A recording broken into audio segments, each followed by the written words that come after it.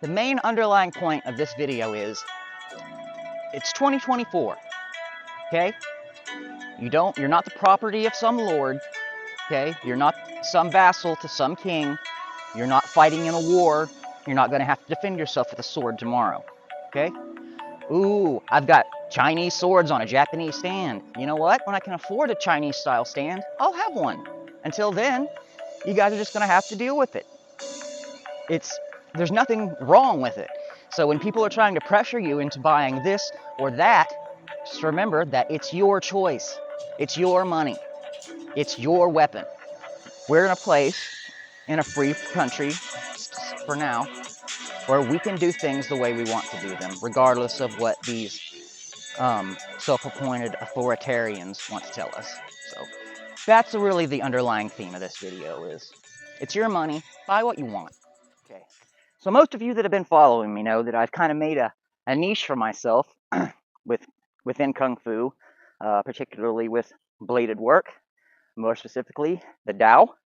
Okay, it's kind of my signature weapon. You know, I'm not perfect with it, but I know more forms with that than any other weapon, and I feel pretty confident with it when I spar, so on and so forth.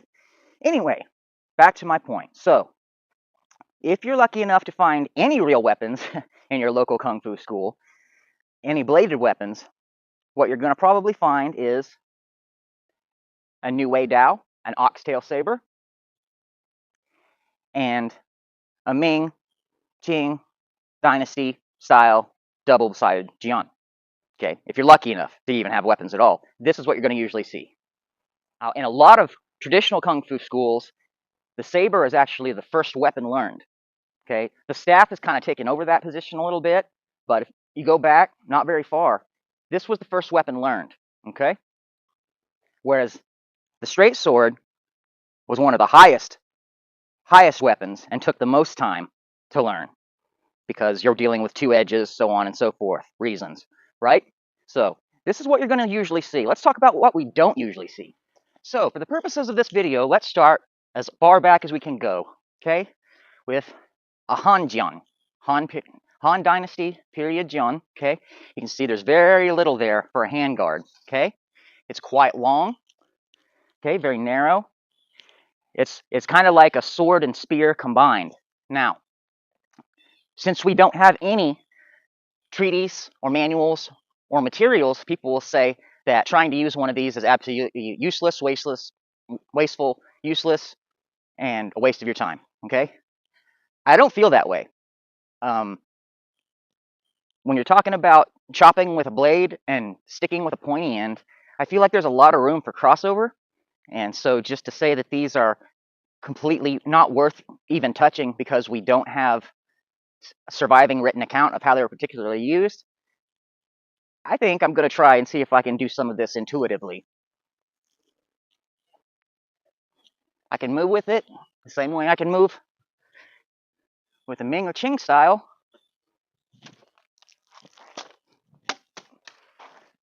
Definitely a good stabber. It's a little off on the cut, but I think the general idea got through. It's a sword. It will cut things. It will stab things, okay? This is the LK Chin Flying Phoenix. It is probably my favorite thrusting weapon, just because of how stable it is, the reach it has, and the grip feels absolutely amazing. Another Han Jian from Cloudhammer Steelworks. So you can see this one is quite a bit shorter, but it's also wider. Okay, it's got a nice heart shape on the tip there. Okay, and almost the same shaped handle as the LK Chin, which is extremely comfortable, as I noted.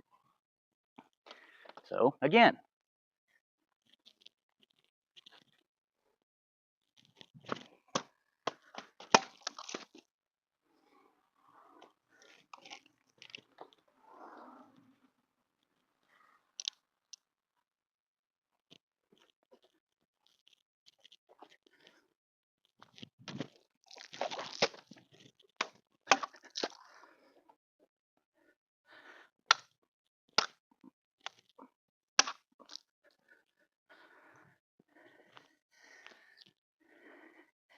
this one is definitely a superior cutter, whereas I would say the LK Chin's the superior thruster. Very lightweight, just enough room for one hand to grab. As you can see, it curves to the inside, concave blade, as opposed to convex, which makes it really interesting. And why you should have this in your personal arsenal, because if you've got a young one, or somebody that has wrist issues, or somebody that has trouble gripping that wants to use a sword, I can use this one literally with my thumb and pinky. That's how light it is. So if you've got somebody that doesn't quite have a lot of grip strength or arm strength or upper body strength and they want to start cutting, this is absolutely the tool to do it with.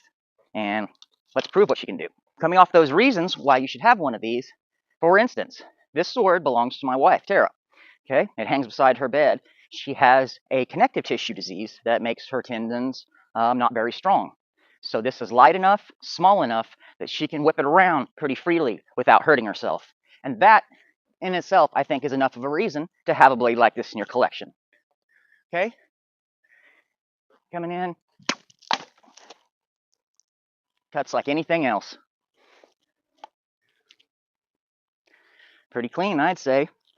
So, this is the best choice for somebody that has issues with hands or otherwise generating power that wants to get into cutting. So, what we have here is L.K. Chen's Tang Dynasty Dao, or Tongheng Dao. Okay? Now, by popular belief, there was absolutely ideas, materials, skills that were being traded between China and Japan at this time. Okay? So basically what you're looking at here is the prototype of the katana. Okay?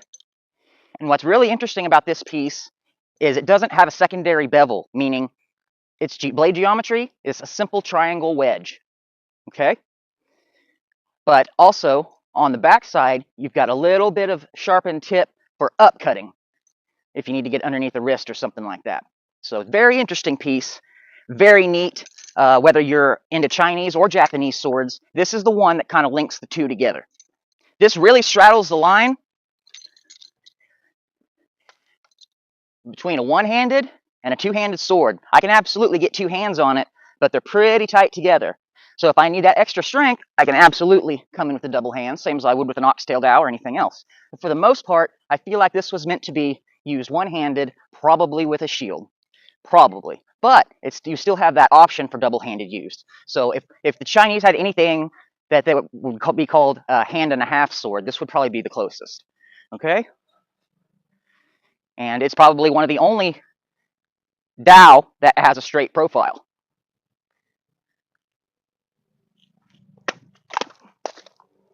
It's a monster cutter.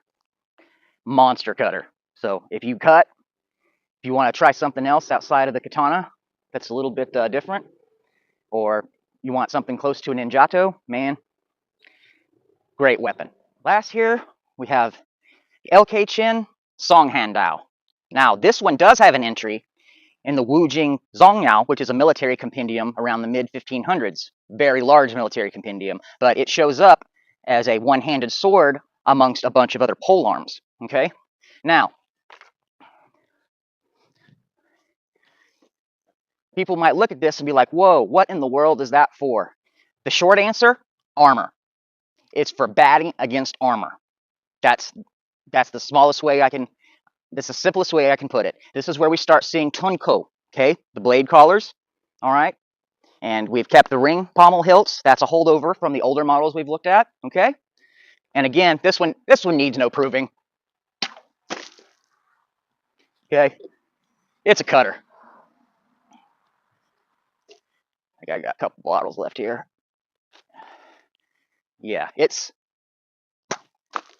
it's big time a cutter. Okay? This one was really popular when it first came out.